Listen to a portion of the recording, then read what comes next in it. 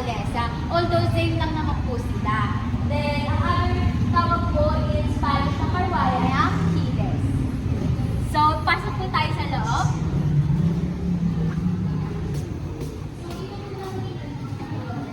So, dito po sa Gallery 1, makikita natin yung family ni Rizal. Ito po ay siklalaman ng tungkol sa pamilya ni Rizal. So, dyan po sa gilid nyo, yung lumang papel po na yan, yung imahe ng lumang papel, gawa po yan ni Rizal, original na gawa po niya kung saan tinitrace niya yung family niya. So, gumawa po siya ng genealogy, both from his paternal and maternal lines. So, ito po, ito yung mga kapatid niya. Then, dito po sa gilid may mga numero. So, yan po yung kung anong taon sila pinanganak yung mga kapatid niya. Then, example, ito pong si Concepcion ay pinanganak noong 1863. Pero kung mapapansin po natin, meron pong plus than 65. Kasi si Concepcion po ay namatay noong 1865 din. So, siya po yung pinakabatang Rizal at yung unang Rizal na namatay sa kanilang magkakapatid. Then, ito po yung sa mother line niya at ito naman po yung sa father line niya. Then, trace back niya rin po yung kalulolo-huluhan ng mga magulang niya po. And syempre, hindi naman natin madali itong maunawaan kaya gumawa po ang museum ng mas madaling maintindihan ng family tree na nasa likod naman po natin ngayon. Ayun. Tinuro pa eh. So, ito po. So, mas malinaw na po dito. Ito po yung mga kapatid ni Rizal at yung mga asawa nun. So, si Rizal po ay pang-pito sa mga magkakapatid at ang kanyang asawa po ay si Josephine Bracken. At ang kanyang mga magulang naman po ay si Francisco Mercado at si Teodora Alonso.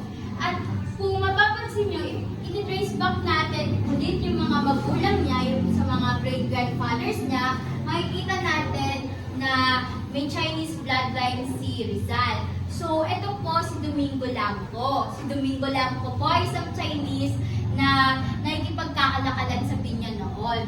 So, kaya po hindi na Chinese yung pangalan nila kasi di ba po noon Spanish colonization, syempre kailangan natin magpa-binyag sa Katoliko o sa Katolisismo. So, nagpabinyag po si Domingo Lampo tapos nagpalitan din po siya ng pangalan. Kaya, yun na po yung pangalan niya. Then, isa rin pong dahilan bakit Mercado yung apelyido ng Papa ni Rizal ay dahil nga po nakikipagkalakalan sila. Then, yung Mercado po ay naririnig natin di ba sa palengke. So, ayun po yung family tree ni Rizal. Then, over here po, makikita natin ang isang figurine ni Doña Teodora Alonso at ang Batang Rizal. So, ito pong si Doña Teodora ito po yung mga times na pinakwentuhan niya yung Batang Rizal. So, isa po sa mga tumatak na kwentong pambata ni Doña Teodora ay ang lampara at ang gamo-gamo. So, alam naman po natin na yung gamo-gamo ay bawal sa apoy kasi masusunog siya. So, yung mother gamo-gamo, sinabihan yung anak niya na gamo-gamo na huwag kang lalapit sa apoy kasi mapapahama ka, mamamatay ka, masusunog ka. Pero hindi nakinig yung gamo-gamo, lumapit pa rin siya sa apoy kasi sabi niya ang ganda ng apoy. Tapos, eventually, namatay yung gamo-gamo kasi lumapit siya sa apoy. Then, sabi ni Doña Teodora kay Pepe, huwag mong gagayahin yung gamo-gamo kung ayaw mo mapahaba ka. Lagi ka sumunod sa magulang at huwag matigas yung ulo. Pero nung tumanda si Rizal, ang sabi po ni Rizal sa kanyang sulat, sabi niya na yung kwento na yun ng nanay niya, maganda yung aral, maganda yung gustong ipahatid ni Doña Teodora, pero kung susundin niya lagi yung magulang niya, hindi siya magkakaroon ng independence, hindi siya magkakaroon ng sarili niya kamalayan.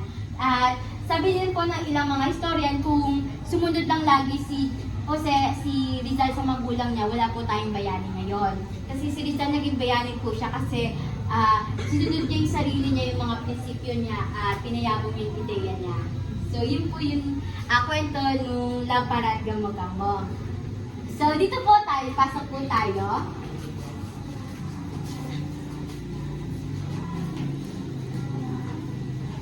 So, ito po ay, nabubuksan po ito. So, hindi po ito mga original, pero makikita po natin dito yung mga description ni Rizal para sa mga kapatid niya. So, dito mababasa natin yung paano niya dinidescribe yung mga kapatid niya at kung ano yung mga liham niya para sa kanila. So, para po ito lahat sa mga kapatid niya at sa kanyang magulang. So, pwede niyo po siyang buksan kung gusto niyo po. Ayaw namin.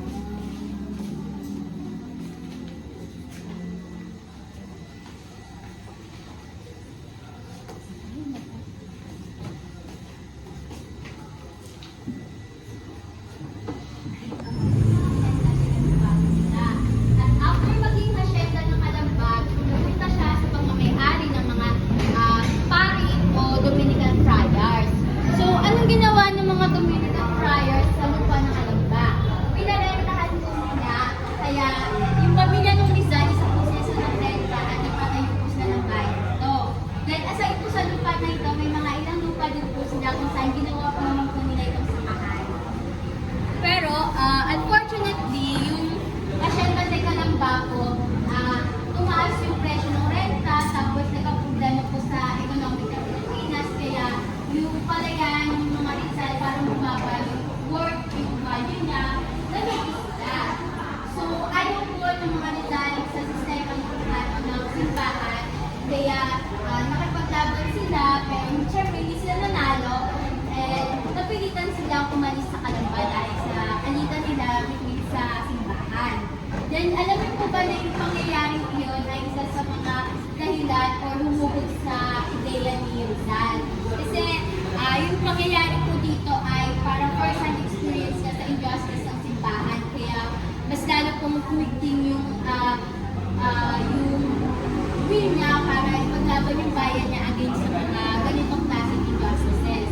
Kasi bakit sila papaalisin, yung may simbahan yung problema, tinataas nila ang presyo ng lupa. But in fact, yung mga pamilya po kasi na benta mayayaman at may kakayamang bayad. Kaya yung simbahan, pinataas nila ng pinataas nila. Parang na-exploit nila ng mga mayayaman. Kasi kahit mayaman ka, mas mataas pa rin naman yung simbahan yung pinataas. So, yun po. Then, moving forward, pasok po tayo dito.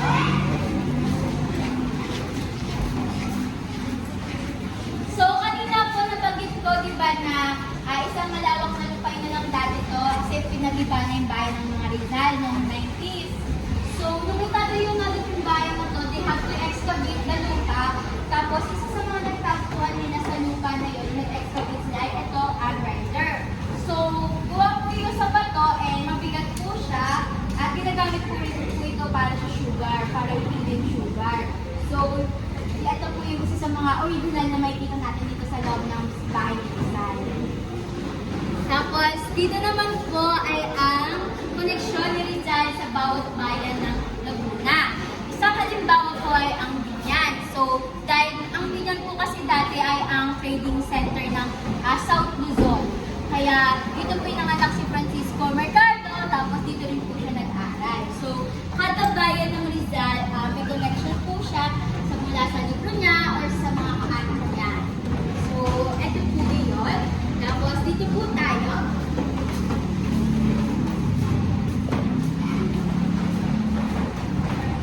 Ito po, nung tinatayo po itong bahay na ito, ang kausap po ng architect para mas mag-visualize nila and accurate yung bahay ay yung buhay na, yung natitirang buhay na kapatid ni Rizal, si Doña Trinidad po. Then, nung naitayo po itong bahay, nagpunit po si Doña Trinidad ng ilang mga gamit nila. Including po itong mga damit. So, ito po yung damit nilang magkakapatid. So, syempre mga babae po sila, so naghahati-hati po sila sa mga damit. Then, ito po yung dinandaon, at ito naman po may natin yung litrato ng mga magulang. Si Don Francisco, si Doña Teodora. Then, dito po tayo. So, nabanggit ko po kanina rin na dito sa kabilang simbahan, bininyagan si Rizal.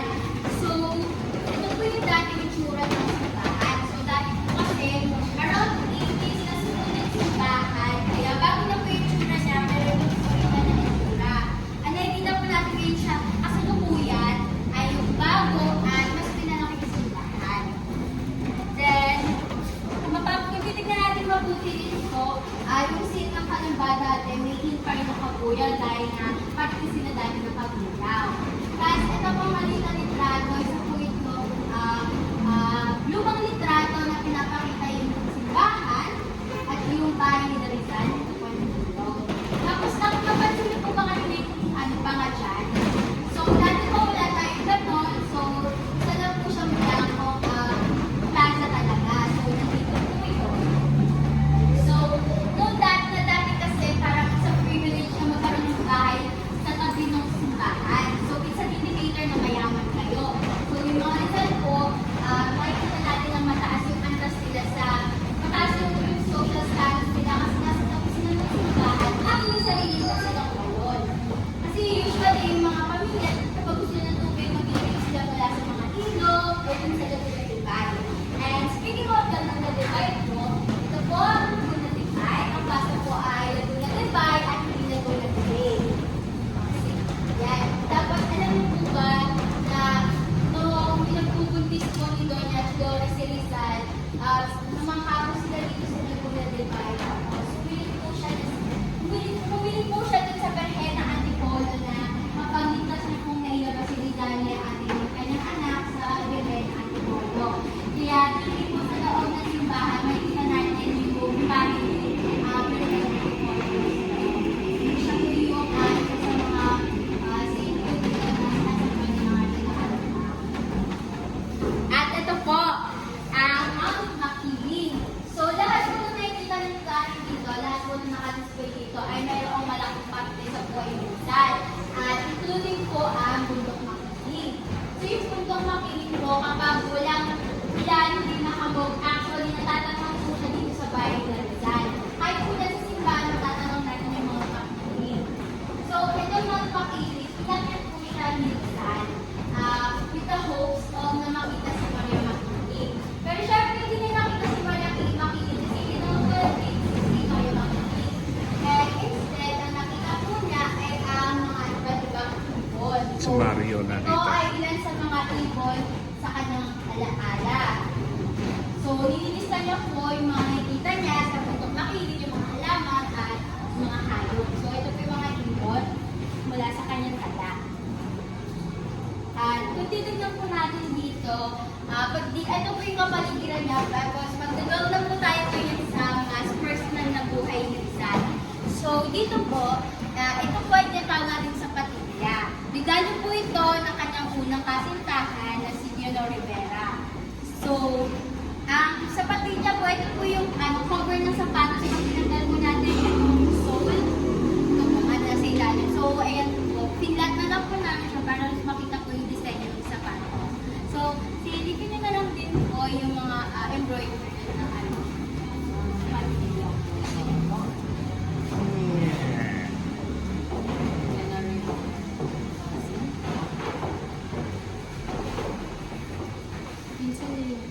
Ano ko sa Patilla dito?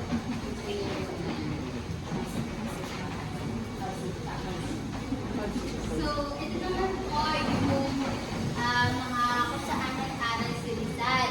So, kung nag-aral si Rizal sa Binyan, kanyang primary school, then after na mag-aral sa Binyan, lumipat na po siya sa Ateneo de Manila. Sure, kaya po pinag-grad dito kasi nag-apply po sa Ladran, pumasa po siya, pero mas pinili niya mag-aral dito sa Ateneo. At after po niya mag-aral sa Ateneo, lumipat po siya dito sa USP. And then, habang nag-aaral siya sa USP, 1878, kukuha rin po siya ng isang vocational course sa ADMO. So, sabay niya pong pinag-aaralan itong vocational course, pati yung sa UST. So, ano po ba itong agrimensura, itong vocational course niya? So, dahil nga po may lupain yung mga Rizal, kumuha po si Rizal ng agrimensura kung saan it's about surveying or yung pagsusukat ng lupa. So, ito po yung mga kinuha ni Rizal sa kanyang pag-aaral. And then, napapansin niyo po ba wala akong pinresent ng mga furnitures dito sa first floor? Kasi yung first floor po ay hindi po ito yung actual na kung saan sila na tumitira. Sa second floor po yung parang mismong bahay. Ang first floor po nila ay timbakan lamang noon or tindahan ng mga pananim nila. Kaya dyan po sa likod natin, makikita natin ang isang talaan or record book na galing mismo sa pamilya ng Rizal.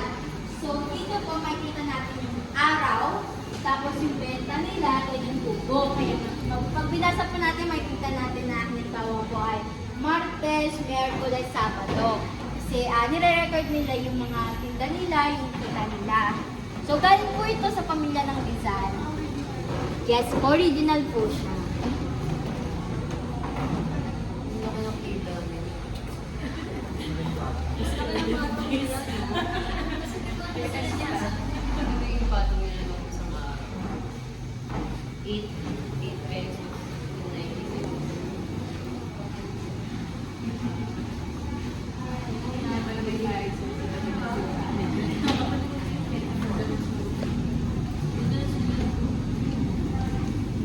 So after na po tayo sa second floor, then remind ko lang po na mag-ingat tayo sa hagdan dahil madulas po yung hagdan.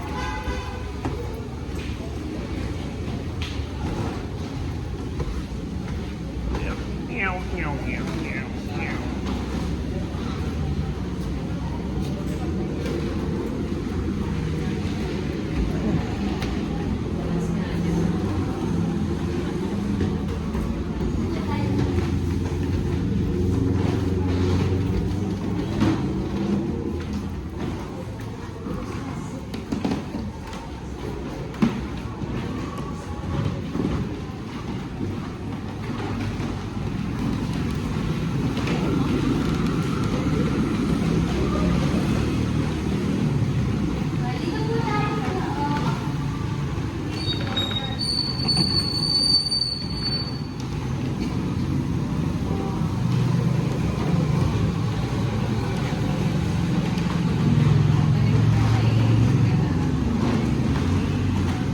So, ito po pinatatayuan natin ngayon ay ang living room ng mga Rizal. So, ito po yung sala nila, dito po yung mesa para sa mga matatanda at ang mesa ng mga bata. So, kaya dalawa yung mesa dahil na, syempre, noon, mapapahili yung mga tao at marami silang roots. Kaya magkahiwalay kasi ayaw nila makasabay yung mga bata sa usapan ng mga matatanda. So, kaya para sa mga bata at para sa mga matatanda. Tapos dito rin sa sala, dito yung makikita natin yung daan or dito para sa mga kwarto ng kanilang pamilya. Dito po ay ang kwarto ng mga babae. Yung mga babae kapatid po yung Rizal. So, isang kama lang po kasi ang pwede nang matulog sa kama ay ang pinakamatanda. Tapos yung mga nakababata ang kapatid ng babae, yung mga pero kapag kinasal na po yung ate, kasama na siya sa asaway, dahil sinusunod naman po yung katulog sa kama. So, it's like a hierarchy po. So, sunod-sunod na siya.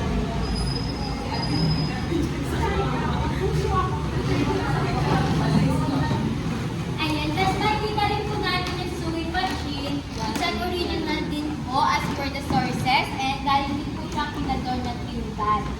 So, ilan po yan sa mga gamit. Then, dito naman po ay ang kwarto nila isa. Ang kanyang kuya na si Kuya Machado. Pero syempre, dahil batang pa po si Rizal na mas malaki yung age gap nila din Machado, kaya kasi pa siya, mga tapos, umiwalay na po siya bumukod. Kaya itong kwarto po ay solid Rizal. So, ito po yung dati nilang study table. Ito po yung turong study table nila noon. Donated din po yung Rizal.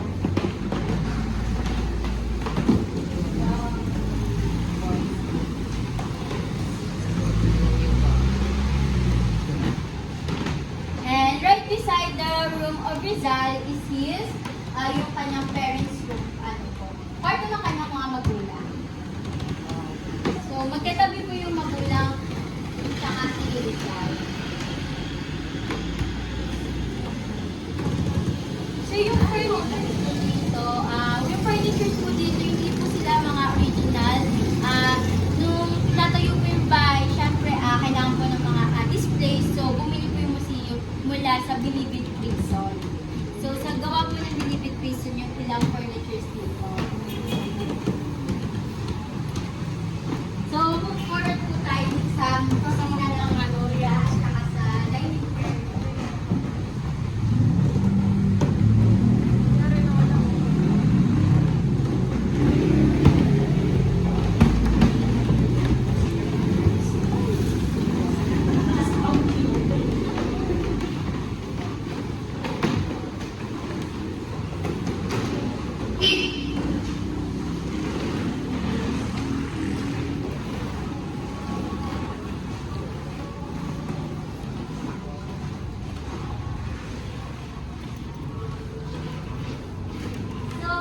actually po, dalawa yung dining area ng mga Rizal. So ito po yung first dining area na makikita ng mga bisita kapag papasok sila mula sa hagdan. And itong dining area, dining area for guests. So dito sila kakain kapag may bisita, kaya makikita natin na may mga display, may chandelier, may mga display ng libro, which is a sign na mayaman sila. Kasi noon, mahirap maka-acquire ng libro, mahal po yung mga libro noon. Kaya kapag may display kayo ng libro, ibig sabihin may kakayahan kayo mag-aral, may access kayo sa education, at mayaman po kayo. Then, aside from that, meron silang maraming upuan kasi syempre, gusto nilang ipakita na kaya nilang mag-accommodate ng madaming tao, ng madaming bisita kasi mayaman sila. Malawak yung bahay nila. So, may mga display din po sila, dito orasan, tapos mga sombrero.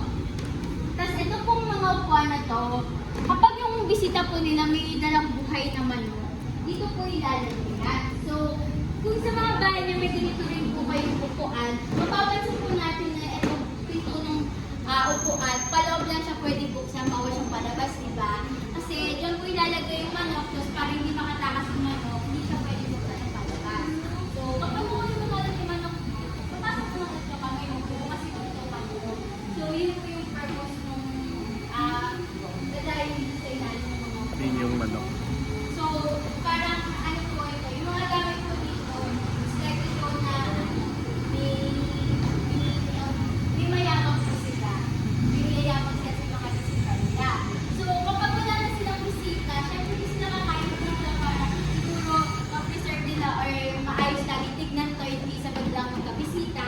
Dito po sila sa kabila kakain. So, pasok po tayo sa dining area ng mga bisita.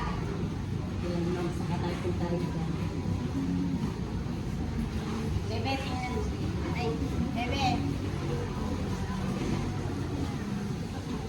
So, ito po yung dining area kapag pamilya lang po yung nasa bahay. So, mapapansin po natin yung ilang details mula dito. Isang detail po ay itong mahabang upuan. Unless po dun sa kabila, individual chairs po. Pero dito, isang long chair. Kasi gusto po ng pamilya Rizal na parang mas maging close sila. So kapag kakain, dapat kakain na tapos sabay-sabay. Kasi di ba pag sa mahabang upuan, kapag tapos sa isa, tapos tumayo yung isa, kailangan tumayo yung lahat para makalis yung lahat. So parang gusto nila, kung gusto mong tumayo, hintayin mo muna matapos lahat para hindi ka makapala. So, dati alam naman natin na walang walang kuryente. So, kapag mainit, or kapag kakain sila, kailangan nila ng hangin. So, ito po yung gamit. So, ito po yung tinatawag natin, punka. May lalagay siya dulo. So, ito po yung, may tubig po dapat to. Tapos yung maginilang kasampahin nila. Then, mamumove back and forth siya para create ang wind. So, yan po yung parang, siguro manual electric fan o malaking pamaypay na. And dito po sa family dining area, ay katabi niya po yung kusina. So, dito po sa kusina, may banggerahan po sila tinatawag. Yung banggerahan po, dun po parang naghuhugas yung mga tao noon, tapos dun po nila pinapatas o pinapatuyo yung mga hinugasan nila. So, mapapansin niyo po yung dun sa banggerahan, meron po mga tusok-tusok puno. So, hindi po yung para sa mga hayop or ibon na papasok. Para po yun sa mga baso, dun po nila isasabit. Dun po nila itatao para matuyo po yung mga hinugasan nila. Then, ngayon po, dito po yung nagayon ng palay, tapos ganun po yung mga lutuan nila noon. Ito?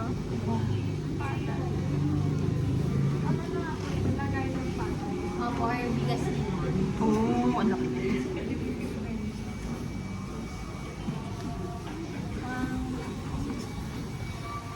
Because they had that huge temperatures.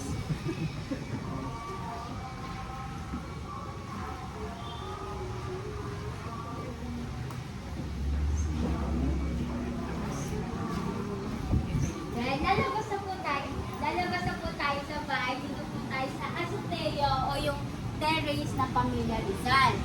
So, dito po, may dalawang pong room. Isa para sa pagdumi, for for cooking, for paghihi. Then dito naman po yung pagligo. So, kukuha sila ng tubig mula mismo sa balon. Hindi na po nila kailangan pumunta sa mga ilog, sa Laguna de Bay. Dito na lang po mismo sa balon nila. Then may mag-iigib nun para sa kanila, tapos iipunin po para magamit nila.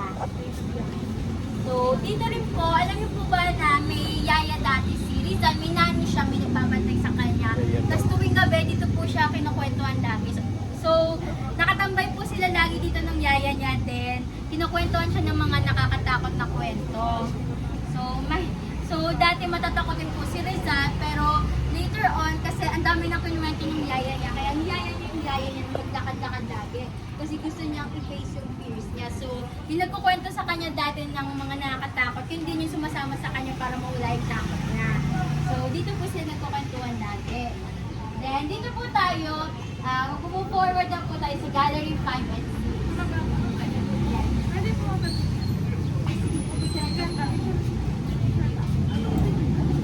Pwede sama ko. Sir, sumama ka na.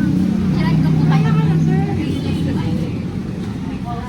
Tama ka doon.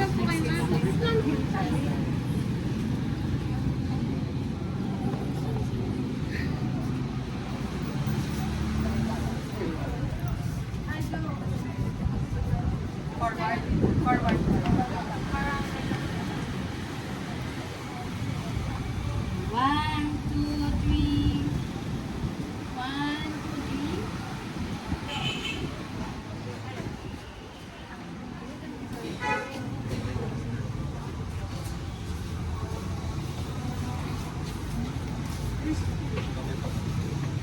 Dito tayo sa pababa.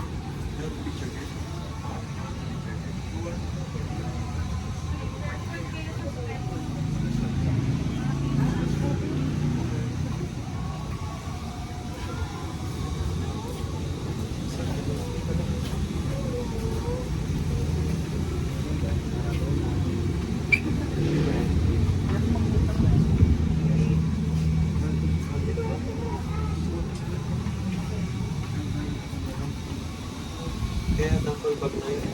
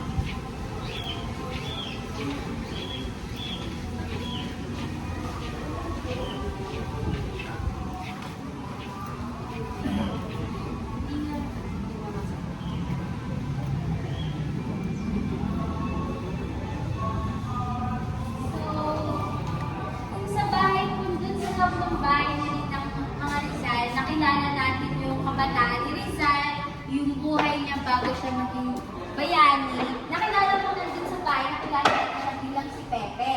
So, yung Pepe po yung sinuti ni Rizal. So, dito naman po si Gallery 5 and 6, gumawa kami ng gallery para ipakita yung buhay ni Rizal nung tumanda na siya at nung nag-aral na siya or nag-lakbay sa Europa. So, ilan po sa tampok ng gallery na po ito ay yung mga kasuotan ni Rizal. So, ito pong medyas, suot po ni Rizal ito. Ito po yung actual original po. Then, we also have this calzador. So, yung, yes po, parang suot po siya ng sapatos. So, noon, hindi nila ginagamit yung daliri nila. May calzador po sila. Tayo na rin. Tapos yan po sa likod natin, mababasa po natin yung naging unang paglalakbay ni Rizal sa Europa. Yung unang beses po siya nag-aral sa Europe. At ito naman na, makikita natin ang isang monument ni Rizal na napakita yung actual height niya. So, si Rizal po ay 5'2 lamang.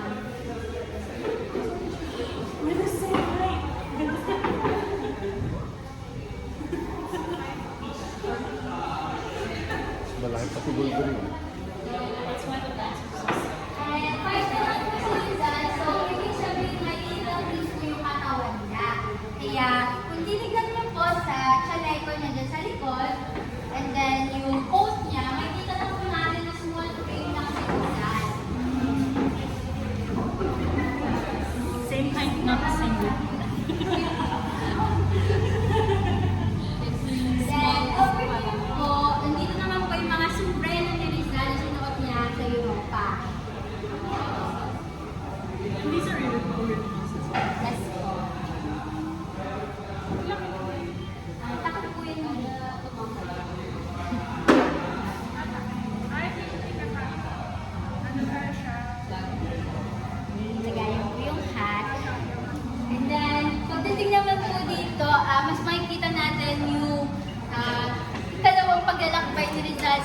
Europa. So, after niya po kasi maglakbay sa Europe, bumalik siya sa Pilipinas, tapos bumalik ulit siya sa Europe.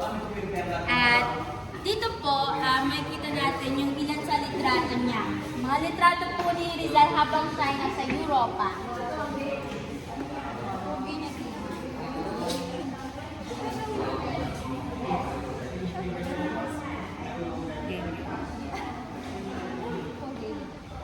So, dito naman po, alam niyo po ba sa Europe po palamig, tapos dito po natin wala naman pinapag-display na concept of breed.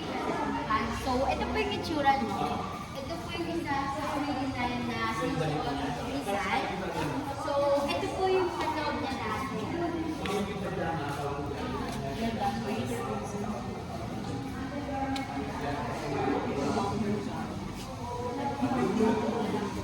And then, kapag sinuot na po itong undergarments na to, susuot na po itong pants. Tapos, ito naman po yung isa pa niyang formal outfit.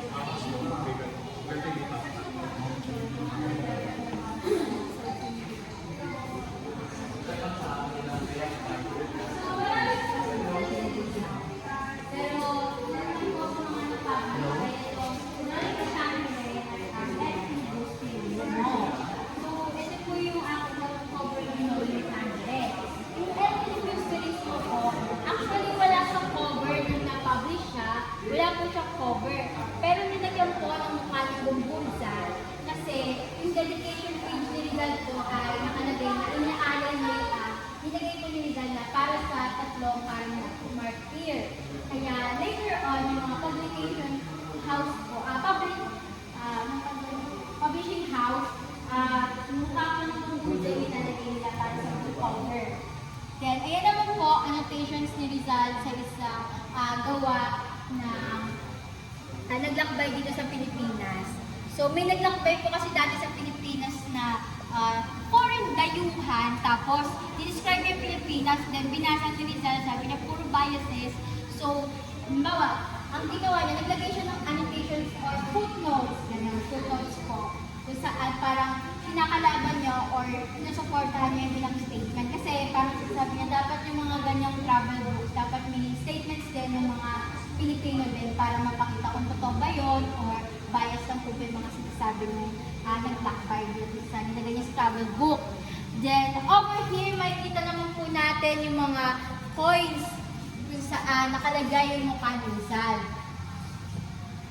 So, before po siya maging piso, nilagay po na siya sa dos. At mapapansin natin na yung style ng mga pera po ay dollars, yes po. Kasi nag-start yung printing niyan during American colonization.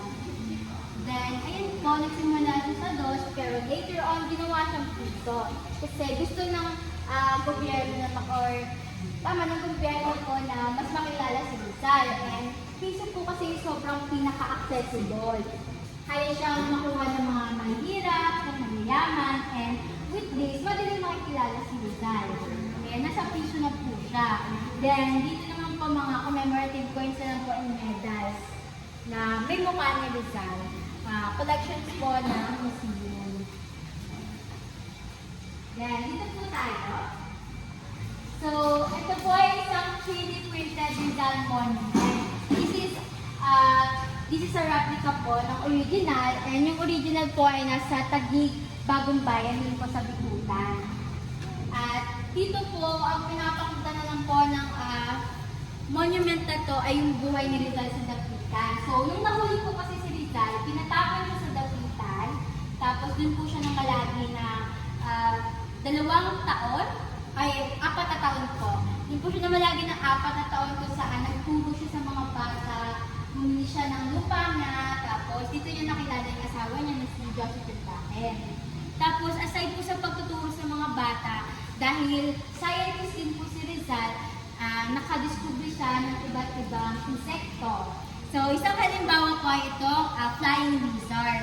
Ito po, may flying lizard po, tapos ang ipinangalan po sa kanya ay Draco Rizali. So meron din po siyang nakitang palaka at saka beetle. So, hindi ko na po nakikita yung detail dito. Lumipad Pero na. ayan po yung parang general life ni Rizal sa Dapitan. So, dito po tayo at exit.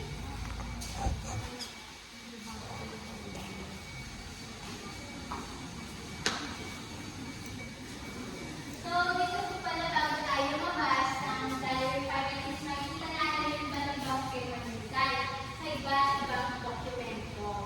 So, mapapansin natin na walang firma si Rizal na ginagamit yung buong pangalan niya. Either Jose Rizal or yung Alonso po. Pero hindi rin natin makikita na ginagamit yung apelido ng papa niya ng Mercado.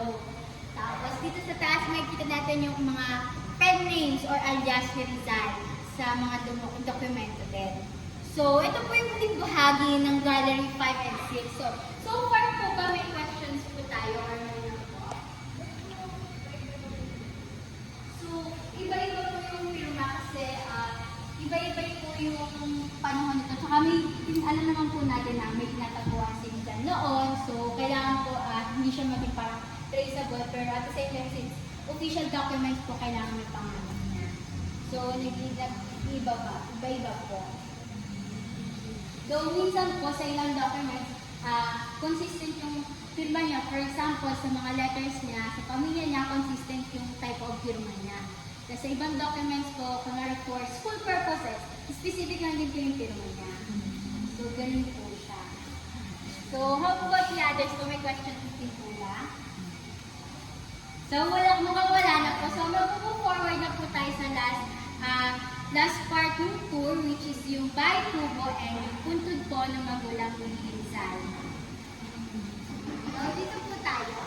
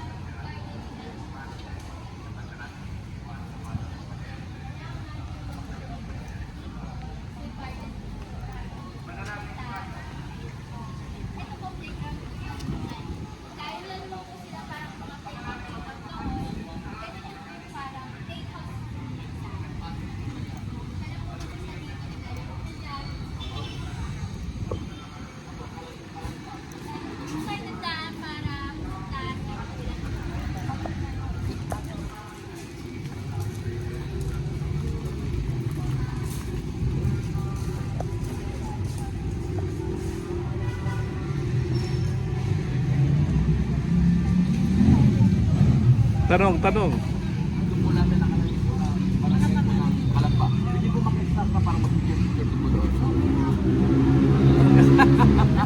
Tanong, anong number na napanalunan ni Rizal? Ito, Sa loto? 9736. Dalawa sila na ano, Hindi, hinati doon sa gobernador eh. Tama. Bali, 20,000.